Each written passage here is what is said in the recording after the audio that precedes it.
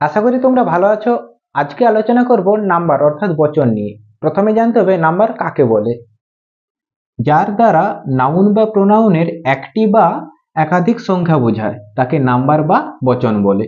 তাহলে এখানে কি বলা হয়েছে, এই নাম্বারের সাহায্যে আমরা কোনো নাউন বা প্রোনাউনের সংখ্যা একটি বা একাধিক বুঝতে পারি। এবারে আমরা উদাহরণ দেখব। এখানে কি বলা হয়েছে, পেন। পেনের অর্থ কি, কলম। এই পেনের দ্বারা একটি কলমকে বোঝানো হয়েছে। তারপরে কি রয়েছে, পেন্স অর্থাৎ কলমগুলি। এই পেন্সের দ্বারা একাধিক কলমকে বোঝানো হয়েছে। তারপরে কি রয়েছে, বয় অর্থাৎ ছেলে। এই বয়ের দ্বারা একজন ছেলেকে বোঝানো হয়েছে। তারপরে কি রয়েছে, বয়েজ অর্থাৎ ছেলেরা। এই বয়েজ দ্বারা একাধিক ছেলেকে বোঝানো হয়েছে। এরপর কি রয়েছে, আই। আই মানে আমি। এখানে আইয়ের দ্বারা একজনকে বোঝানো হয়েছে। তারপর কি রয়েছে, উই। উই মানে আমরা। এই উই দিয়ে একাধিক জনকে বোঝানো হয়েছে। এই উদাহরণগুলিতে এই পেন, পেন্স, বয়, বয়েজ এগুলি হলো নাউন, আর আই এবং উই কি, প্রোনাউন। এরপর জানতে হবে নাম্বার কয় প্রকার ও কি কি। নাম্বার দুই প্রকার, সিঙ্গুলার নাম্বার অর্থাৎ এক বচন, প্লুরাল নাম্বার অর্থাৎ বহু বচন।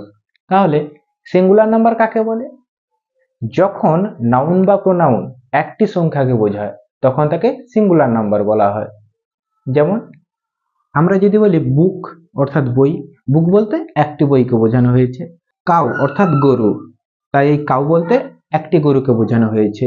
অক্স অর্থাৎ ষাঁড়, এই অক্স বলতে একটি ষাঁড়কে বোঝানো হয়েছে। ম্যাঙ্গো অর্থাৎ আম, এই ম্যাঙ্গো বলতে একটি আমকে বোঝানো হয়েছে। সি অর্থাৎ সে বলতে একজনকে বোঝানো হয়েছে। যেহেতু এই বুক, কাউ, অক্স, ম্যাঙ্গো, সি এগুলো দিয়ে কোনো না কোনো একটিকে বোঝানো হয়েছে, তাই এগুলি কি হবে, সিঙ্গুলার নাম্বার। এরপরে আমরা জানবো প্লুরাল নাম্বার কাকে বলে। যখন নাউন বা প্রোনাউন একাধিক সংখ্যাকে বোঝায় তখন তাকে প্লুরাল নাম্বার বলে। এবার আমরা উদাহরণ দেখব। এখানে কি রয়েছে, বুকস অর্থাৎ বইগুলি। এই বুকসের দ্বারা একাধিক বইকে বোঝানো হয়েছে। কাউজ অর্থাৎ গরুগুলি, অর্থাৎ কাউজ বলতে একাধিক গরুকে বোঝানো হয়েছে। অক্সেন অর্থাৎ ষাঁড়গুলি, এই অক্সেন বলতে একাধিক ষাঁড়কে বোঝানো হয়েছে। ম্যাঙ্গোজ অর্থাৎ আমগুলি, এই ম্যাঙ্গোজ বলতে একাধিক আমকে বোঝানো হয়েছে। এরপরে রয়েছে কি, দে অর্থাৎ তারা। এখানে দে বলতে একের বেশি জনকে বোঝানো হয়েছে। এখানে এই বুকস, কাউজ, অক্সেন, ম্যাঙ্গোজ, দে এগুলি কি না একের বেশি কোনো না কোনো কিছুকে বুঝিয়েছে, তাই এগুলি কি প্লুরাল নাম্বার। এখানে আরেকটা জিনিস তোমরা লক্ষ্য করবে, এই বুকস এই বুকের প্লুরাল। কাউ এই তার প্লুরাল হলো কাউজ। অক্সের প্লুরাল কি, অক্সেন। ম্যাঙ্গোর প্লুরাল কি, ম্যাঙ্গোজ।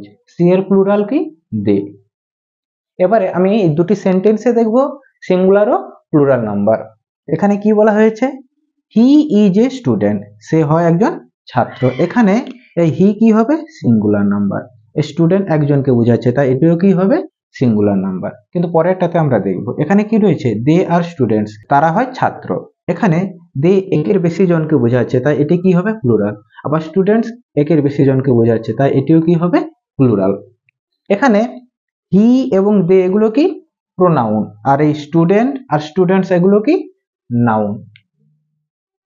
তোমরা ভালো করে একটা জিনিস মনে রাখবে, নাউনের ক্ষেত্রে কেবল কাউন্টেবল নাউনের সিঙ্গুলার নাম্বার অর্থাৎ এক বচন, প্লুরাল নাম্বার অর্থাৎ বহু বচন হয়।